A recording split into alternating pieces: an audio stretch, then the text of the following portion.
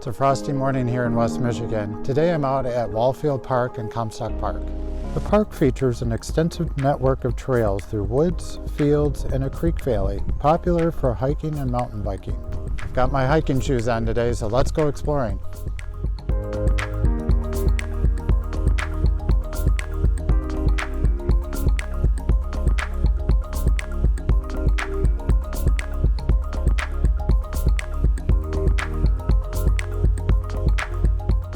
So I like how the morning light is just softly highlighting the embankment and the little stream. And so I'm going to take a picture of this, and I'm going to block the sun behind this tall tree here just because I don't want sunspots coming in on the composition, because I want the attention on what's in front of me. And I especially like the reflection. So I'm using this tall dead tree that's almost center as a grounding point to my composition, just so that you look at it, but then you look at everything around it. So you'll notice the reflection in the stream is acting as a leading line, drawing your eye into the composition and then following all the way up.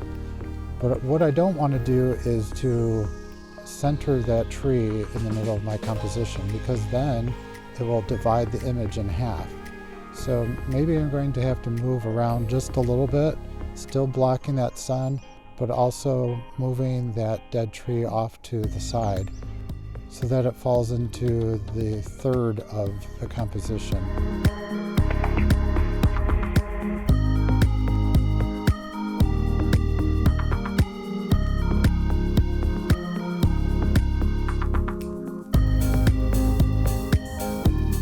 Out in nature parks, you'll notice that there sometimes are a number of fallen trees,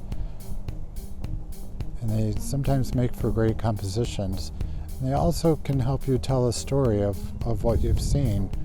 So for example, here there's a couple trees that have fallen over on top of each other, and the top one is quite something. It's quite large and old.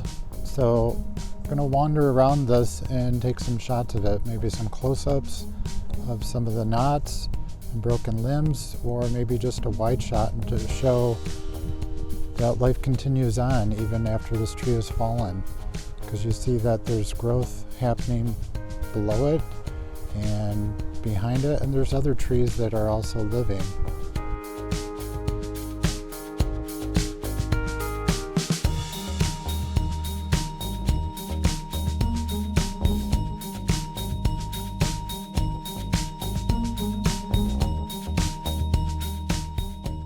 So after exiting the woods, I came out to this open area up here.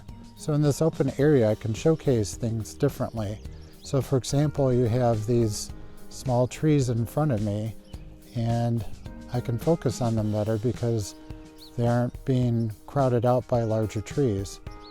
And this also gives me something of interest to make up for the open sky. Today I don't have any clouds, so I'm going to be looking for things that will frame my image and fill my image.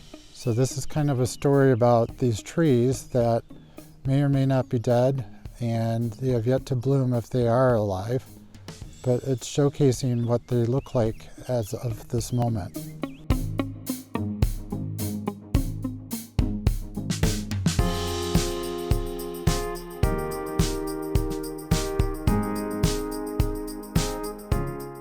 Part of that story up here is that the frost that I talked about earlier is starting to melt away, and you can see that in the moisture droplets on the grasses. So going out to parks at different times of the year and different times of the day will obviously give you different results. So here are some images that I took at a park last fall when there was a very heavy frost in the morning. And you can see how the sunlight hitting that heavy frost really illuminated the objects. So you can use snow, you can use raindrops, you can use frost to enhance the subject matter of your composition and to tell the story of what the weather was like when you were out taking photographs.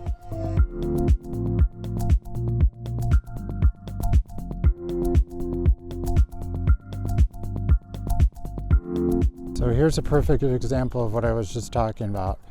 Since there's nothing in the sky, there's nothing to draw your eye upward. It's just a blank canvas. And then the tree line is all level as well. So I've got the sky, I've got the tree line, and I've got the ground. And there's really no interesting subject matter and nothing to draw your eye into it. But if I go over here and include these trees, now I've got somewhere for the eye to look. You're starting with the tree on the left, and you're drawing inwards, and then there's a taller tree on the right. So it goes through the frame, and it fills the frame a little bit better too. There's just more of interest in this image than in the one before. It's also going to add depth to your composition because you're going to have some subject matter in the foreground and in the middle and also in the background.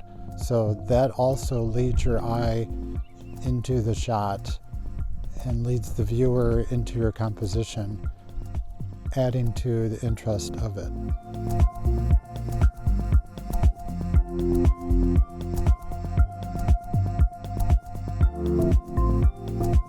Usually I like having clouds in the sky because it adds some element of interest.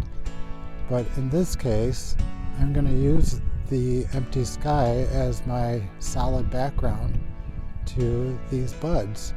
And in doing so, it'll enhance the minimalistic images that I take. The repeating pattern of the buds will be my subject of interest. So you almost end up with the abstract looking composition.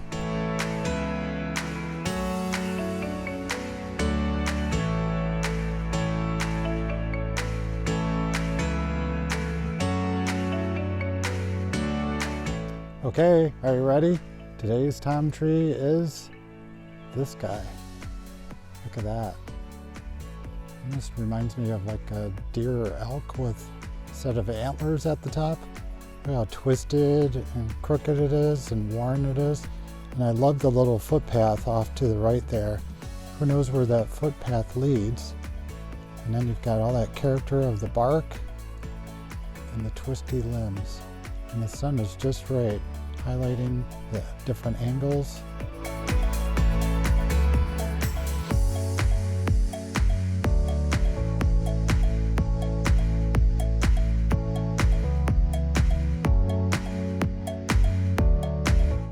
Whalfield Park is just one of many parks in the Kent County Parks and Trails system. For more information, check out kentcountyparks.org. Thanks for exploring with me. Thanks for watching my video. I hope you liked it and learned something new. If you did, consider subscribing to my channel and getting notified when a new video posts. And I hope to see you out on the trails.